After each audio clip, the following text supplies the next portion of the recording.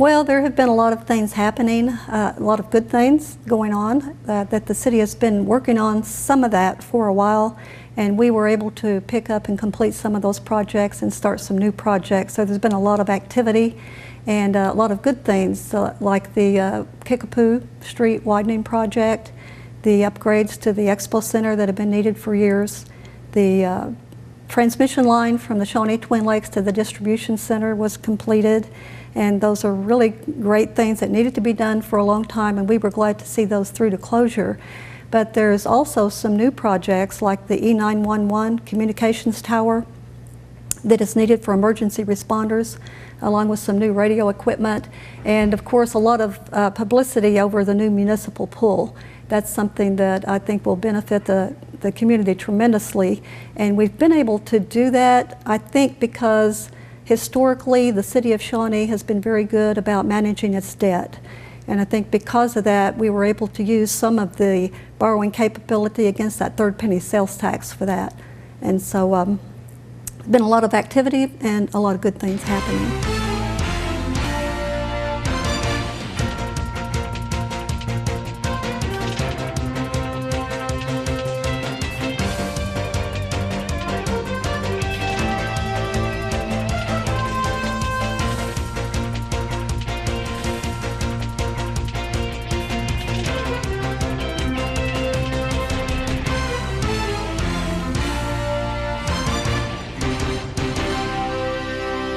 I think one of the greatest financial challenges for the city is to try to increase the revenue through sales tax, because a great portion of the city's operations is funded by sales tax.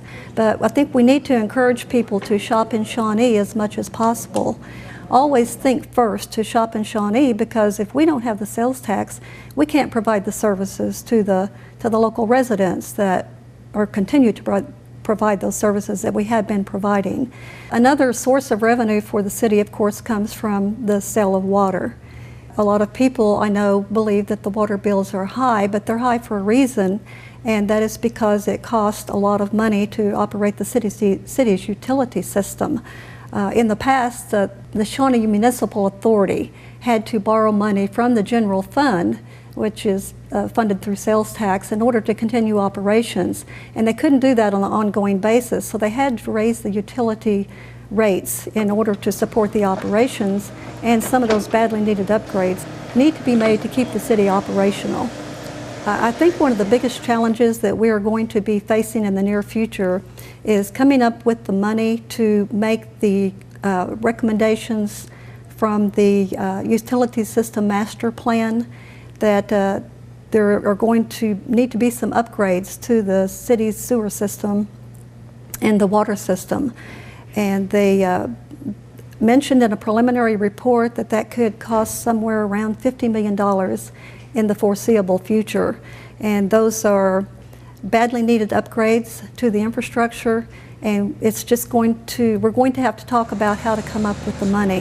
Of course, some of the money that the SMA receives is used for debt service, and so money has been borrowed to pay for improvements that have been made in the past, and as that debt is paid down or paid off, that'll free up the revenue to make some of the new improvements that are needed. So I don't really know how much money is going to be freed up from past debt being paid off, and how much additional revenue that we are receiving from the increase that's going to be needed to fund some of those improvements. And of course, some of those improvements that they recommend are just going to have to be prioritized, because I don't think there's any way we can come up with the money to do that all at once.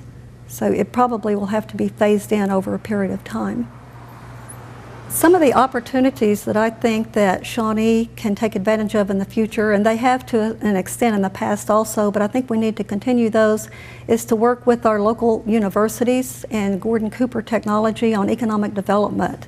There's a wealth of talent there that can be taken advantage of at not too great a cost to the city, and like in conducting surveys and performing the statistical analysis on projects that we look at that we are thinking of undertaking. I think that we need to first look to local talent before we contract out some of those projects.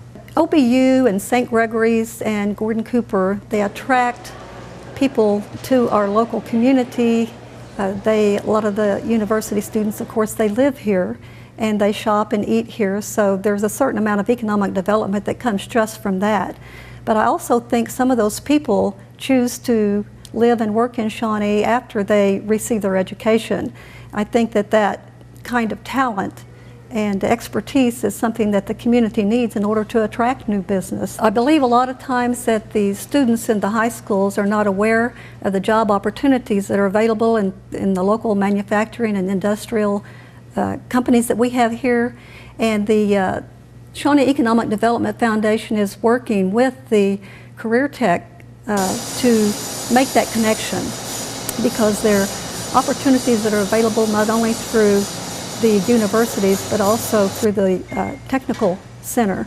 A lot of local jobs at the manufacturers and industries here are looking for people that have the expertise to come in and work without having to go through a very long training process.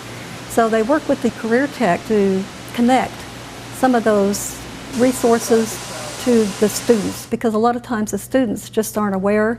So filling some of those technical jobs, which are good high-paying jobs, and there are a lot of those that are available locally.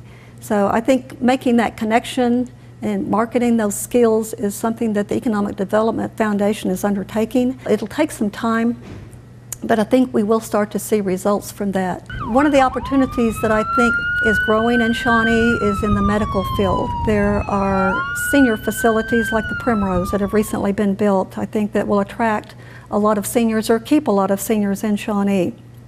Along with the St. Anthony Hospital, which is expanding, there'll be an opportunity for younger people to get jobs in the medical field. I think that'll offer a lot of opportunities for people locally to get good paying jobs that will contribute to the economy.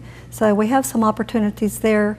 And in housing, we just recently approved a new Windermere addition, which is 72 new houses in Shawnee. So I think that these types of improvements will attract people to Shawnee, and also these services and amenities will add to the quality of life for the residents. And of course, if we can increase our tax base, then we can also increase the services for everybody.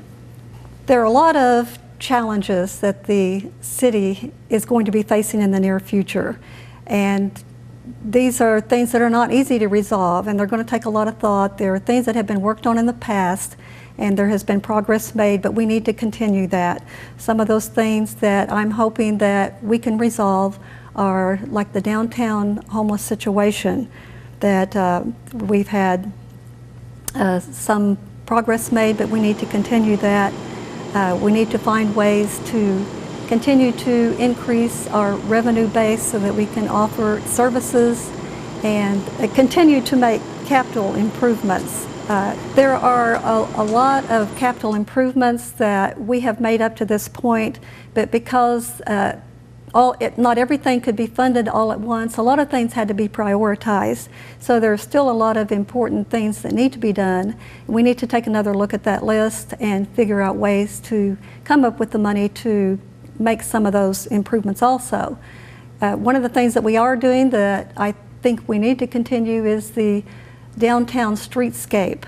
We're in phase 2 this fall. There will be some improvements made to downtown, including sidewalks and streets, landscaping, lighting, but there's also should be a phase 3 that should include a wider area around the downtown area, including sidewalks. Sidewalks are another area that I think that we need to take a look at. We can work with, hopefully, the Vitas Foundation and leverage some of the city's money to get some of those quality of life projects completed.